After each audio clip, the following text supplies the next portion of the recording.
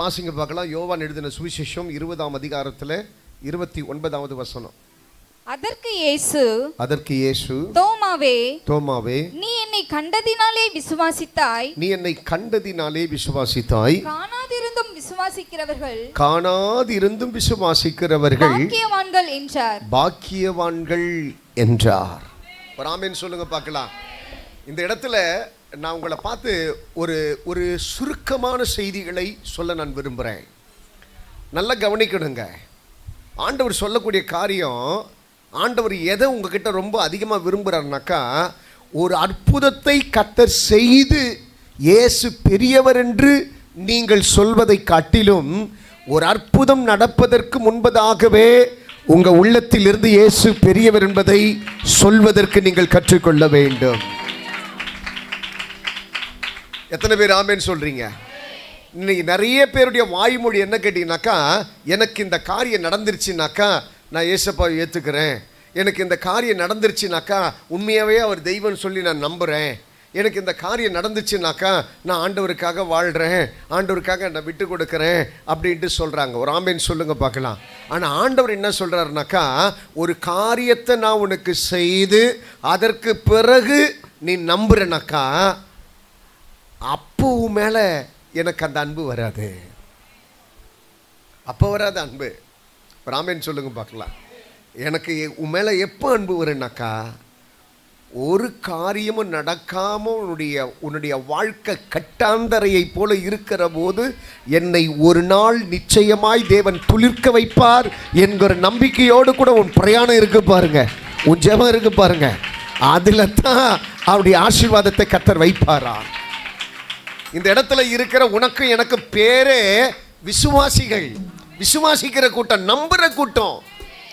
ஏசு என்ன நடத்துவாரியா, ஏசு எனக்கு இந்த காரியத்தை செய்வார், ஏசு என்னை ஆசீர்வதிப்பார், ஏசு எனக்கு உயர்த்துவார், ஏசு எனக்கு ஒரு பிள்ளையை கொடுப்பார், ஏசு இந்த திருமணத்தை நடத்துவார், ஏசு என் தேவைகளை சந்திப்பார், ஏசு என் கடனை கொடுப்பார், ஏசு என் வியாதியை மாற்றுவார், ஏசு எனக்கு துணையாக இருப்பார், யார் என்னை விட்டு விலகினாலும் ஏசு என்னை விலக மாட்டார். வேதாகமத்தில் சாத்ராக், மேஷாக், ஆபேத்நேகோ என்று 3 தேவ பிள்ளைகள் இருக்கிறார்கள். 4வது ஒருத்தர் இருக்கிறார், தானியேல். ஒரு ஆமேன் சொல்லுங்க பார்க்கலாம். இவங்களை பார்க்குற போது சில நேரத்தில் எனக்கே பொறாமை வந்துடும். இவங்கள மாதிரி நம்ம எப்போ வாழுறது, இவங்கள மாதிரி எப்படி இருக்கிறதுன்றத பொறாமை எங்களுக்குள்ளே வந்துடும். ஒரு ஆமேன் சொல்லுங்க பார்க்கலாம். இந்த சாத்ராக், மேஷாக், ஆபேத்நேகோ, தானியேல்லாம் வந்துட்டு வேறு தேசத்தில் போன போது அவங்க வந்துட்டு ஆண்டவரை பற்றி கொண்டு ஆண்டவருக்காக வாழல. தங்களுடைய தேசத்திலேயே அவங்க ஆண்டவருக்கு வைராக்கியமாக தான் வாழ்ந்தாங்க. ஒரு ஆமேன் சொல்லுங்க பார்க்கலாம். அவங்க கிட்ட இருக்கிற என்ன நல்ல குவாலிட்டி தெரியுமா? நல்லா ஜெபிப்பாங்க. என்ன பண்ணுவாங்க? நல்லா ஜெபிப்பாங்க. 2வது நல்ல ஃபெலோஷிப் அவங்களுக்குள்ளே இருந்தது, நல்ல ஃபெலோஷிப். இன்றைக்கி நான் உங்களெல்லாம் பார்த்து சொல்கிறேன், உங்கள் வீட்டில் ஒன்று ஜெபம் இருக்கணும், அடுத்தது நல்ல குடும்ப ஐக்கியம் இருக்கணும். கணவன், மனைவி, பிள்ளைகள், சகோதரர்கள், சகோதரிகள், இவங்களுக்குள்ள என்ன இருக்கணும்? நல்ல ஐக்கியம் இருக்கணும், நல்ல ஃபெலோஷிப் இருக்கணும். ஐக்கியத்தை கர்த்தர் அதிகமாக விரும்புகிறார். ஒரு ஆமேன் சொல்லுங்க பார்க்கலாம். இந்த சகோதரர்களுக்குள்ள என்ன இருந்தது? என்ன இருந்தது? 1 ஜெபம் இருந்தது, 2வது ஐக்கியம் இருந்தது, 3வது தேவ பக்தி இருந்தது. தேவ பக்தி இருந்தது. 4வது பரிசுத்தமான வாழ்க்கை இருந்தது. பரிசுத்தம், தங்களை கரைப்படாமல் பார்த்து கொண்டார்கள். ஒரு ஆமேன் சொல்லுங்க பார்க்கலாம். இப்படிப்பட்ட ஒரு வாழ்க்கை வாழ்ந்துட்டு இருக்கிறப்ப தான் அவங்க தேசத்திற்கு விரோதமாக ஒரு பெரிய யுத்தம் நடந்தது. ஒரு ஆமேன் சொல்லுங்க பார்க்கலாம். கொஞ்ச நாளுக்கு முன்னாடி இந்தியாவுக்கும் பாகிஸ்தானுக்கும் ஒரு சின்ன ஒரு வார் வந்தது. எத்தனை பேருடைய வீட்டில் ஜெபம் பண்ணீங்க? எத்தனை சபையில் ஜெபம் பண்ணாங்க? எல்லாருமே ஜெபம் பண்ணாத ஆளுங்களே இல்லை. ஐயோ எங்கள் தேசம் அழிஞ்சிடக்கூடாது ஜெபம் பண்ணல. அப்போ நல்லா கவனிங்க பார்க்கலாம். இதே சாத்ராக், மேஷாக், ஆபேத்நேகோ, தானியேல், ஒரு யுத்தம் அவங்க தேசத்திற்கு விரோதமாக வரப்போகுதுனாக்கா அவங்க ஜெபம் பண்ணாமல் இருந்திருப்பாங்களா? அவங்க உபவாசிக்காமல் இருந்திருப்பாங்களா? அவங்க கண்ணீர் வடிக்காமல் இருந்திருப்பாங்களா? எல்லாம் ஒன்றா சேர்ந்து இதுக்கு என்ன பண்ணலான்ட்டு சொல்லி யோசிக்காமல் இருந்திருப்பாங்களா? எல்லாம் பண்ணாங்க. ஆனாலும் யுத்தம் வந்துச்சு, தோத்து போயிட்டாங்க. அவங்க நம்பிக்கையை விட்டு விடல. ஆமென் சொல்லுவீங்களா? இன்னைக்கு நம்ம ஒரு காரியத்துக்காக ஜெபம் பண்ணி அது நடக்கலைனாக்கா அவ்வளோதான். ஆண்டவருக்கு பல பேர் வைப்போம். அவர் கேளாதவர் போல் இருக்கிறார், அவர் மௌனமாக இருக்கிறார், அவர் ஊமசாமி அப்படிலாம் சொல்லுவோம் நம்ம. அல்லையிலே சொல்லுங்க பார்க்கலாம். ஆனால் யுத்தமே நடக்கக்கூடாது சொல்லிட்டு அந்த தேவ பிள்ளைகள் அதிகமாக ஜெபம் பண்ணாங்க. ஆனால் அவங்க ஜெபம் பண்ணதுக்கு பிறகும் யுத்தம் வந்துச்சு. ரெண்டாவது அவங்க ஜெபம் பண்ணாங்க, எங்களை எல்லாரையும் சிறை பிடிச்சிட்டு போயிடக்கூடாது. எங்களை அடுத்த ஜெபம் அவங்களது என்ன ஜெபம்? எங்களை சிறை பிடிச்சிட்டு போயிடக்கூடாது, வேறு தேசத்தில் போயிட்டு நாங்கள் அடிமைகளாக வாழக்கூடாதுன்னாங்க. ஆனால் அந்த ஜெபமும் கேட்கப்படலை. அவங்கள சிறை பிடிச்சி அடிமைகளை போல கொண்டு போனாங்க. ஒரு ஆமென் சொல்லுங்க பார்க்கலாம். அல்லேலூயா. உண்மைதானங்க? உண்மைதானங்க? அல்லேலூயா. அடுத்தது பாருங்க, அடுத்தது ஒவ்வொரு காரியத்திலையும் அவங்கள பார்த்தீங்கன்னா முதல் காரியம் தேசத்திற்கு விரோதமாக படையெடுக்கக்கூடாது, யுத்தம் வரக்கூடாது ஜெபம் பண்ணாங்க. அந்த ஜெபம் கேட்கப்படலை, அவங்க தேசத்திற்கு யுத்தம் வந்தது. அடுத்தது நாங்கள் அடிமையாக போகக்கூடாது என்று சொல்லி அவங்க ஜெபம் பண்ணாங்க. ஆனால் அடிமைகளாகி போனார்கள். அல்லேலூயா, அல்லேலூயா, அல்லேலூயா. அடுத்தது அவங்க ஆண்டவரை ஆராதிக்கிற நேரத்தில் ஆராதிக்கிறவர்கள் எல்லாம் சிங்கக்கபியில் போடப்படணும், அக்கினி எரிகிற அக்கினி சூளையில் போடப்படணும்னு சொன்னாங்க. ஆனால் அப்பயும் போய் அவங்க என்ன ஜெபம் பண்ணியிருப்பாங்க? என்ன ஜெபம் பண்ணியிருப்பாங்க? வாய் தருங்களேன். என்ன ஜெபம் பண்ணியிருப்பாங்க? ஆண்டவரே எங்களை அக்கினியில் போடுங்க, அப்படியே ஜெபம் பண்ணியிருப்பாங்க. ஆண்டவரே அந்த அந்த சட்டங்கள்லாம் மாற்றப்படணும், அக்கினிக்கு ஒரு காலம் நாங்கள் இரையாகக்கூடாது அப்படின்னு தான் ஜெபம் பண்ணியிருப்பாங்க. ஆனால் என்ன நடந்ததுங்க? என்ன நடந்தது? அவங்கள கொண்டு போய் அக்கினியில் போட்டாங்க. ராமேன் சொல்லுங்க பார்க்கலாம். இதெல்லாம் அவங்க பண்ண ஜெபத்துக்கு, அவங்க கிட்ட இருக்கிற பரிசுத்தத்துக்கு, அவங்க கிட்ட இருக்கிற வைராக்கியத்திற்கு, அவங்க கிட்ட இருக்கிற உடன்படிக்கைக்கு, அவங்க கிட்ட இருக்கிற விசுவாசத்திற்கு எதிராக நடந்தது. எதிராக நடந்தது, எதிராக நடந்தது, எதிராக நடந்தது. நம்மளா இருந்தனாக்கா சபைக்கு வந்திருக்க மாட்டோம், ஜெபம் பண்ணியிருக்க மாட்டோம், கடவுளை தேடி இருக்க மாட்டோம், ஆண்டு நாமத்தை மையப்படுத்தியிருக்க மாட்டோம். அவங்க இஷ்டத்தை அவங்க போயிருப்போம். ஒரு ஆமென் சொல்லுங்க பார்க்கலாம். ஆனால் எல்லாமே எதிராய் நடந்ததற்கு பிறகும் கூட அவங்க சொல்றாங்க, என் தேவனாகிய கர்த்தர் எங்களை விடுவிக்காமற் போனாலும் கூட. விசுவாசம், அதுதான் விசுவாசம். எனக்கு இது கிடைக்காட்டி கூட பரவாயில்லப்பா, அவர் தான் என் தெய்வம், அவர் தான் என் தெய்வம். அல்லேலூயா. இந்த விசுவாசம் தான் நமக்குள்ள இருக்கணுமா. அதனால தான் ஆண்டவர் சொல்றாரு, கடுகளவு விசுவாசம் இருந்தால் போதுமா. கடுகளவு விசுவாசம் உன் வாழ்க்கையை மாற்றி அமைக்கக்கூடிய சக்தி அந்த விசுவாசத்திற்கு உண்டு. இவன் வாழ்க்கையில் எல்லாம் எதிராக நடக்குது, எல்லாம் ஆப்போசிட்டாக தான் நடக்குது, ஆப்போசிட்டாகவே நடக்குது. அப்பயும் ஜெபம் பண்ணுறதை விடலை, ஆண்டவரை நம்புறதை விடலை, அவருக்காக வைராக்கியமாக இருக்கிறத விடலை, அவருக்கு உடன்படிக்கை செய்கிறத விடலை, அப்படி வாழணும்னு சொல்லி அந்த கோரிக்கைகளை விடலை, அந்த ஃப்ரெண்ட்ஷிப் விடலை, அந்த ஜெபத்தை விடலை, அந்த உபவாசத்தை விடலை.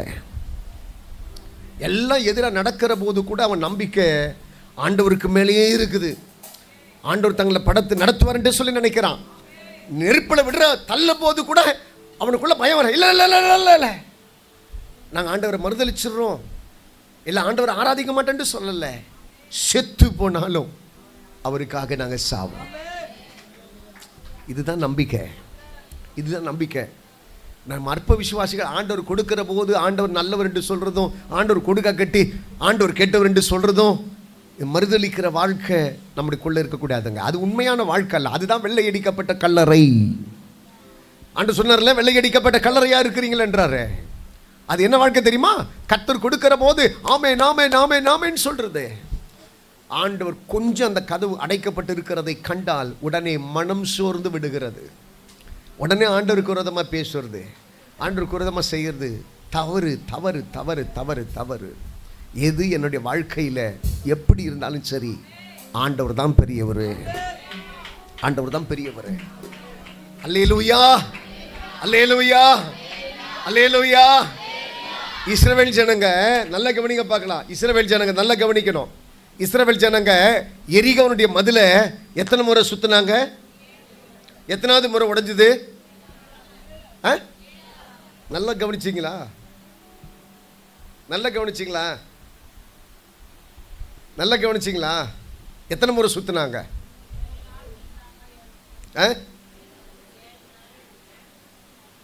சொல்லுங்களேன், சத்தமா தெரிஞ்சதை சொல்லுங்க. 7 முறை சுத்தினாங்க. எத்தனாவது முறை அது விழுந்தது? அப்ப 6 முறை. எரிகோனுடைய மதில் வந்து சாதாரணது கிடையாது, ஏதோ நம்ம சர்ச்சை சுத்தி வர மாதிரி கிடையாது, திருமுல்ல வாயில சுத்துற மாதிரி. ராமேன் சொல்லுங்க பார்க்கலாம். அவ்வளோ பெரிய பட்டணமா எரிகோ பட்டணன்றது? அவ்வளோ பெரிய பட்டணமா? அந்த பட்டணத்தை ஒரு நாள் சுற்றி வந்தாலே சோர்ந்து போயிடுவாங்க. 6 முறை சுற்றி வரும்போது எத்தனை அவிசுவாசி இருப்பான்? யோ, எதுக்கு 6 முறை சுற்றி வந்தோம் உடையில? 7வது முறை சுற்றி வந்தால் உடஞ்சிருமா? ஒரு வீரல் கூட விடலை. ராமேன் சொல்லுங்க பார்க்கலாம். ஒரு கல் கூட பேரல. 6 முறை உடையாதது 7வது முறை மட்டும் எப்படியா உடையும் அப்படின்ட்டு எத்தனை பேர் கேள்வி எழுப்பியிருப்பான்? அத்தனை பேருக்கு மத்தியிலையும் அந்த ஜனங்க 7வது முறையும் சுத்தி வந்தாங்க. ஆண்டவர் சொன்னதை செய்து அந்த எரிகோனுடைய மதிலை கர்த்தர் உடைத்து தன் ஜனங்களுடைய கண்களுக்கு முன்பதாக ஆச்சரியமான காரியங்களை கர்த்தர் செய்தார். 6 முறை வரும்போது கர்த்தர் செய்வார் என்பது அல்ல, 7வது முறை கர்த்தர் செய்வார் என்று சொல்லி நம்பினார்கள். அங்கதான் விசுவாசம் இருக்கு. ராமன் சொல்லுங்க பார்க்கலாம். உடனே நடந்துருன்றது கிடையாது, ஆண்டவர் செய்வாரு. பிள்ளைகளுக்கு தாய் சொல்லணும், தாய்க்கு பிள்ளைகள் சொல்லணும், தகப்பனுக்கு பிள்ளைகள் சொல்லிக் கொடுக்கணும், மனைவி சொல்லிக் கொடுக்கணும். இல்லை இல்லை இல்லை, கர்த்தர் செய்வார், கர்த்தர் செய்வார். ஆண்டவர் கொடுப்பாரு, ஆண்டவர் செய்வார். அதுக்குண்டான வழி திறக்கும், அதெல்லாம் மாறும். மாற்றத்தை கர்த்தர் உண்டாக்குவார். ஒருத்தர் பூஸ்ட் பண்ணிட்டே இருக்கணுங்க, பூஸ்ட் பண்ணிட்டே இருக்கணுங்க. ஒரு ஆமென் சொல்லுங்க பார்க்கலாம். அல்லேலூயா. பூஸ்ட் பண்ணிட்டே இருந்தீங்கன்னாக்கா விசுவாசம் தோற்று போகவே போகாது. ஒரு ஆமென் சொல்லுங்க பார்க்கலாம். அதுதான் கர்த்தர் விரும்புறாரு. ஒரு ஆமென். அல்லேலூயா, அல்லேலூயா. செத்து போனவனுக்காக இயேசு அழுலங்க, ஜனங்களுடைய விசுவாசம் செத்து போச்சேன்ட்டு தான் அழுதார் இயேசு. ஜனங்களுடைய விசுவாசம் செத்து போச்சே, நான் வரேன், அவர் வந்துட்டாருப்பா, இனிமேல் செத்தான்னா போச்சா, நான் அவனை தூக்கிட்டு வரப்பா. அவரு அந்த நம்பிக்கை நிறைய பேருக்கு இல்லை, இல்லாமல் போச்சே, அதை நினச்சி தான் அழுதாரு. ஒரு ஆமீன் சொல்லுங்க பார்க்கலாம். அல்லேலூயா.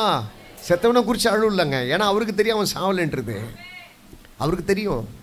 ஆனால் அழுதது நம்மளை மாதிரி செத்து போயிருக்கிற விசுவாசத்தை கண்டு தான் அவர் அழுதாராம். ஒரு ஆமீன் சொல்லுங்க பார்க்கலாம். கர்த்தர் உங்களை பார்த்து சொல்கிறாரு, பயப்படாதீங்க, உங்களுக்குள்ள நிறைய மாற்றங்களை ஏற்படுத்துவதற்கு கர்த்தர் பெரியவராக இருக்கிறார். அல்லேலூயா. ஆண்டவர் சொல்றாரு, நீங்க நினைச்சிருக்கலாம் இதுவரையிலும் நடக்கலையே, இனிமேல் எப்படி நடக்கும்? இதுவரையிலும் அற்புதம் நடக்கலையே, இதுக்கப்புறம் எப்படி நடக்கும்? இத்தனை நாள் நான் ஜெபம் பண்ணிட்டேன், பலன் கொடுக்கலையே, இதுக்கு பிறகு மட்டும் எப்படி நடக்கும்? இதுவரையிலும் உபவாசம் இருந்துட்டேன், இதுவரையிலும் ஒரு பலன் கிடைக்கல, இதுக்கப்புறம் மட்டும் எப்படி நடக்கும்? இவ்வளவு நாள் சர்ச்சுக்கு போயிட்டேன், இதுவரையிலும் நடக்கல, இதுக்கு பிறகு எப்படி நடக்கும்? இப்படி எப்படி இதுக்கு பிறகு எப்படி ஒரு அற்புதம் நடக்கும்? நடக்கும், நடக்கும். ஆண்டவர் சொல்றாரு, ஏற்ற காலத்திலே மழையை கர்த்தர் பெய்ய வைக்கும்படி கர்த்தர் உனக்கு மேலே நினைவாயிருக்கிறார். கர்த்தர் நினைவாயிருக்கிறாராம். ஆண்டவர் சொல்றாரு, அவர் ஏற்படுத்தின நாட்களுக்குள்ள நீ வந்திருக்கிற, உன்னை ஆசீர்வதிப்பாரு. உன்னை தெரியாமலேயே உன் வீட்டுக்குள்ள உலாவிட்டு இருக்கிறாரு, உன்னை தெரியாமலேயே உன் பிள்ளைகளுக்குள்ள உலாவிட்டு இருக்கிறாரு, உன்னை தெரியாமலேயே உன் வீட்டை சுத்தம் பண்ணிட்டு இருக்கிறாரு, உன்னை தெரியாமலேயே உன் வீட்டுக்குள்ள ஒரு பெரிய பாதுகாப்பை ஏற்படுத்தி இருக்கிறாரு, உன்னை தெரியாமலேயே உனக்கு ஒரு பெரிய ஒரு ஆசீர்வாதத்தை கர்த்தர் ஏற்படுத்திட்டு இருக்கிறாரு. உன் கண்ணுக்கு அதெல்லாம் தெரியும், உன் கண்ணுக்கு அதெல்லாம் தெரியும்.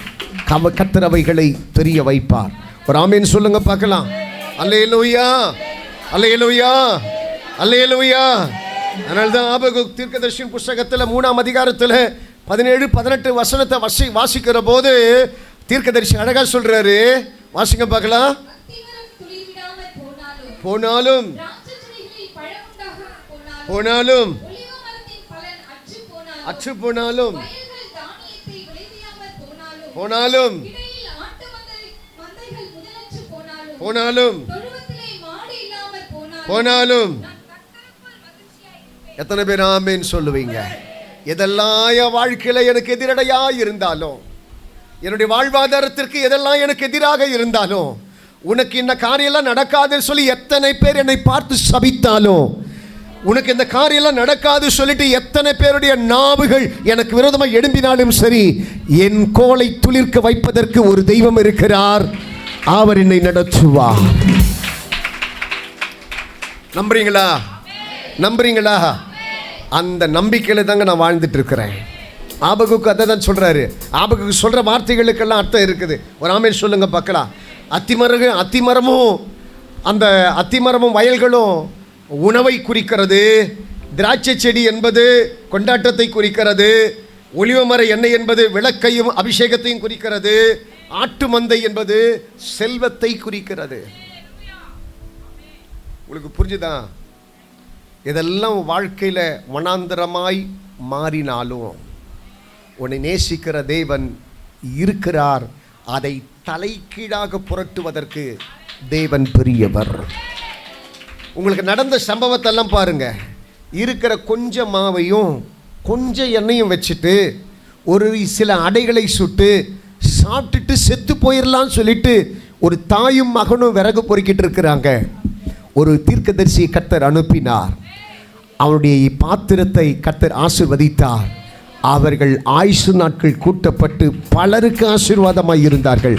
நான் சொல்றேன், இன்றைக்கு கர்த்தருடைய வார்த்தை தீர்க்க தரிசனமாய் உன்னை நோக்கி வருகிறது. உனக்குள்ளே உலர்ந்து போய் கிடக்கிறவைகளை, உனக்குள்ளே கட்டந்தரையாய் இருக்கிறவைகளை, உனக்குள்ளே நடக்கவே நடக்காது என்று சொல்லக்கூடியவைகளை, இது குணமாகாது என்று சொல்லுகிற வியாதிகளை, உன் வாழ்க்கை அவ்வளவு தான் என்று சொல்லி முடித்து வைக்கப்பட்டவைகளை எல்லாம் கர்த்தர் மீண்டும் புனரமைக்கிறார்.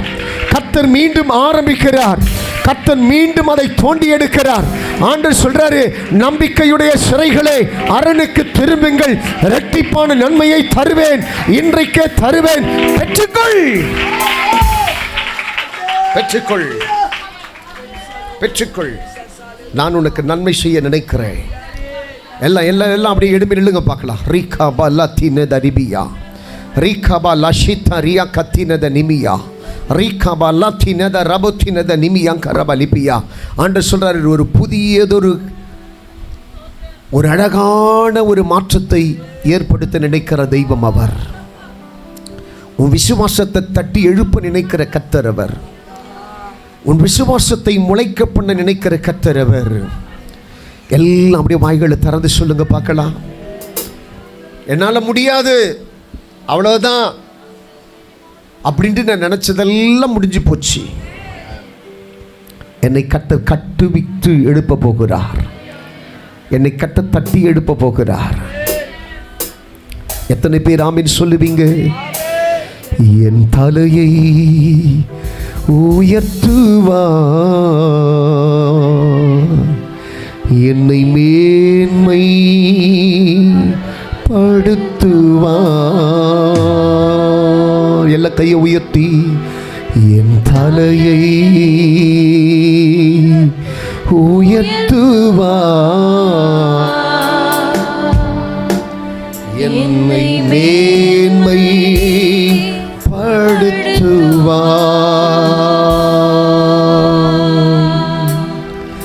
வாலாக்காமல் என்னை தலையாக்குவார், கீழாக்காமல் என்னை மேலாக்குவார். எல்லா சத்தத்தை உயர்த்தி, வாலாக்காமல் என்னை தலையாக்குவார், கீழாக்காமல் என்னை மேலாக்குவார். என் தலையை உயர்த்துவார், என்னை மேன்மை படுத்துவார். ஒரே ஒரு சின்ன சாட்சியை மட்டும் நான் சொல்லி முடிக்க போறேன். சமீபத்தில் ஒரு 6.5 அடி உயரம் உள்ள பயங்கர திடகாத்திரமான ஒரு மனிதன் ஒரு இடத்துல நின்று சாட்சி சொல்றாரு. என்ன சாட்சி சொல்றாரு தெரியுமா? இன்னைக்கு இந்த இடத்துல இருக்கிறதுலையே நான் தான் உயரமானவன், நான் தான் பலசாலி. ஆனா இந்த மனுஷனுடைய சாட்சி என்ன தெரியுமா? என் கருவறையில் என் தாய்க்கும் என் தகப்பனுக்கும் வேண்டாம் என்று சொல்லி விஷம் வைத்து கொலை செய்யப்படுகிறதற்கு காரணமானவன் இந்த பிள்ளை. அப்படியும் தப்பி தவறி பிறந்துட்டேன். பிறந்த பிள்ளைய கையில் வாங்கிறதுக்கு மறுத்துட்டு ஹாஸ்பிட்டலை விட்டு ஓடி போனவங்க. இப்படிப்பட்ட ஒரு குழந்தைய முகத்திலே முடிக்க நாங்கள் தயாரில்லை என்று சொல்லிட்டு அந்த இடத்துல 1500 ரூபாய்க்கு விற்கப்பட்ட பிள்ளை நான். இன்னைக்கு இவ்வளவு பெரிய ஒரு மனுஷனா கர்த்தரை நிற்க வைத்திருக்கிறார். இன்னைக்கு நல்ல உத்தியோகம், நல்ல சம்பாத்தியம், இன்னைக்கு அவருக்கு நல்ல மனைவி, இன்னைக்கு அவருக்கு நல்ல பிள்ளைகள்.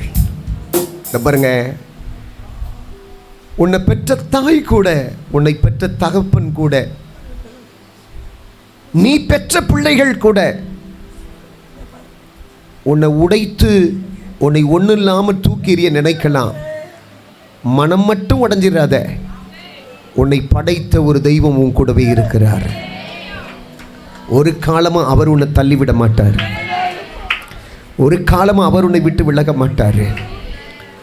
நம்பிக்கையில் தைரியமாயிரு. சத்தமா சொல்லுங்க பார்க்கலாம். என் தலையை உயர்த்துவார், என்னை மேன்மை படுத்துவார், வாலாக்காமல் என்னை தலையாக்குவார், கீழாகாமல் என்னை சொல்லுங்களே.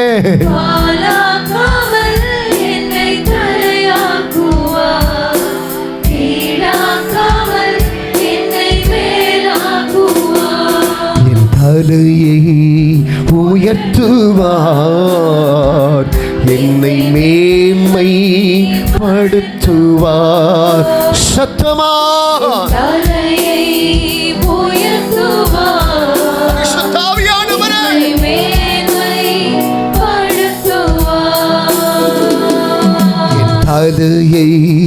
உயர்த்துவார், என்னை மேன்மைப்படுத்துவார். ஆகாது என்று தள்ளின கல்லே இந்த மூளை கிட்டலை கல்லாய் ஆனது இன்றே. எத்தனை பேர் சொல்லுவீங்க? ஆகாததென்று தள்ளின கல்லே இந்த மூளைக்கு தலை கல்லாய் ஆனது இன்றே.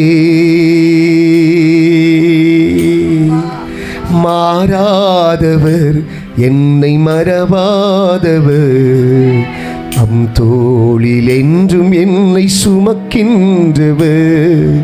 மாறாதவர், என்னை மறக்காதவர், என்னை என்றும் தோளில் சுமக்கின்றவர். அப்பா அப்பா அப்பா, வசனம் சொல்லுது, மலைகள் விலகினாலோ பர்வதங்கள் எல்லாம் நிலை பெயர்ந்தாலோ உம்முடைய கிருபை என்னை விட்டு விலகாமலோ, உம்முடைய சமாதானத்தினுடைய உடன்படிக்கை என்னை விட்டு நிலை பெயராமலோ இருக்கும் என்று உன்மேல் மனதுருகுகிற கர்த்தர் சொல்லுகிறார். என் சீயோன் குமாரத்தியை பார்த்து, என் சீயோன் குமாரனை பார்த்து என் தெய்வம் சொல்றாரு, நான் உன்னை விட்டு விலக மாட்டேன். மனுஷனை போல மனமாறி போக மாட்டேன். மனுஷனை போல தலை திருப்பி நிற்க மாட்டேன். மனுஷனை போல உன்னை தூஷிக்க மாட்டேன்.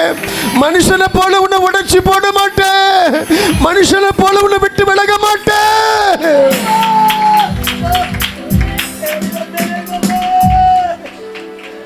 அப்பா அப்பா அப்பா, என் தெய்வமே, மக்கு சோத்திரம்பா, நீ பெரியவரப்பா. நீர் பெரியவர். ஆண்டவரை, அசைக்க முடியாத நம்பிக்கையே எங்களுக்குள்ளே துளிர்க்க வைத்து, எங்களை எழும்பி நிமிர்ந்து நடக்க வைத்து, ஆண்டவரை எங்களுடைய பாதைகளை செவையாக்கி எங்களை நடத்துவதற்கு தேவன் பெரியவர். அப்ப சொல்றார், பயப்படாம சமாதானத்தோடு கொடுப்போம். உன்னுடைய கண்ணீருக்கு தேவன் பதில் கொடுக்க விரும்புகிறார். உன் நம்பிக்கையை கத்த துளிர வைக்க போகிறார். ஆண்டு சொல்றாரு, நிறைய காரியத்தில் உன் வாழ்க்கையில் நீ மாற்றத்தை பார்க்க போறம்மா. என் அன்பு பிள்ளைகளை பார்த்து சொல்றாரு, நிறைய காரியத்தில் மாற்றத்தை பார்க்க போற. உன்னை உடைச்சி போட்டிருக்கிற சூழ்நிலைகள் எல்லாம் மாறப்போகுது. அன்பு வாலிப மகளை பார்த்து சொல்றாரு, நீ எல்லாவர்களும் கைவிடப்பட்டு, நீ எல்லாவர்களும் புறக்கணிக்கப்பட்டு இன்றைக்கு தனிமையில நிக்கிறத கர்த்தர் காட்டுறாரு. ஆண்டு சொல்றாரு, ஆகாருடைய பிள்ளைக்கும் நான் துணையாக இருந்தது போல நான் உனக்கும் பிள்ளைக்கும் துணையாக இருப்பேன். உன்னை சுற்றி இருக்கிற அத்தனை பேருக்கு முன்னாடியும் நான் உன்னை ஆசீர்வதிப்பேன். நான் உன் பேரை பெருமைப்படுத்துவேன். நான் உனக்கு சொன்னதையெல்லாம் செய்கிற வரையிலும் உன்னை நான் கைவிடாதிருப்பேன். பயப்படாத, பயப்படாத, பயப்படாத. நான் உன்னை பத்திரமா பார்த்துப்பேன். நான் உன்னை பத்திரமா பார்த்துப்பேன். உங்க அப்பா சொல்றாரு, உங்க அப்பா சொல்றாரு, உன்னை பத்திரமா நான் பார்த்துப்பேன். உயிர் தெழுந்த இயேசு சொல்லுகிறார், நான் பத்திரமாய் பார்த்து கொள்ளுவேன். யாருக்கிட்டையும் உன்னை விட்டு கொடுக்க மாட்டேன். யாரும் உன்னை ஏளனம் பண்ண விட மாட்டேன். யாரும் உன்னை பரிகசிக்க விட மாட்டேன். உன்னுடைய வாழ்க்கை அவ்வளவுதான் நினைக்கிற அளவுக்கு விட மாட்டேன். நான் எப்படியாவது உன்னை தூக்கி எடுத்துருவேன். உங்களுடைய கருத்தில் எங்களை தருகிறோம்ப்பா. தேவ கிருபையினால, தேவ பிரசனத்தினால என் அன்பு பிள்ளைகளை கட்ட நிறைத்து, என் அன்பு பிள்ளைகளுடைய விசுவாசத்தை கட்ட தட்டி எழுப்பி ஆண்டவர் வாழ முடியும். ஆண்டவர் செய்வார், ஆண்டவர் பார்த்துப்பாரு என்கிற நம்பிக்கையோடு கூட நாங்கள் ஒருவரை ஒருவர் தேற்றிக்கொள்ள விரும்புகிறோம். ஒருவருக்கு ஒருவர் ஆறுதலாக இருக்க விரும்புகிறோம். ஒருவருக்கு ஒருவர் நம்பிக்கை கொடுக்க நாங்கள் விரும்புகிறோம். கர்த்தர் எங்களை நடத்தும் ஆசீர்வதியும். இயேசுவின் நாமத்தில் பிதாவே. என் ஆத்துமாவே கர்த்தரை ஸ்தோத்திரி, என் முழுமையுடைய பரிசுத்த நாமத்தை ஸ்தோத்திரி. என் ஆத்துமாவே கர்த்தரை ஸ்தோத்திரி. ஆமென். ஆண்டவராகிய தேவனுடைய அன்பும் இயேசு கிறிஸ்துவின் கிருபையும் பரிசுத்த ஆவியானவருடைய நேற்றும் இன்றும் என்றும் மாறாத ஐக்கியம் வழி நடத்துதலும் நம்பிக்கொண்டிருக்கிற ஜனங்களோடு இருந்து நடத்துவதாக. ஆமென். அல்லேலூயா. அல்லே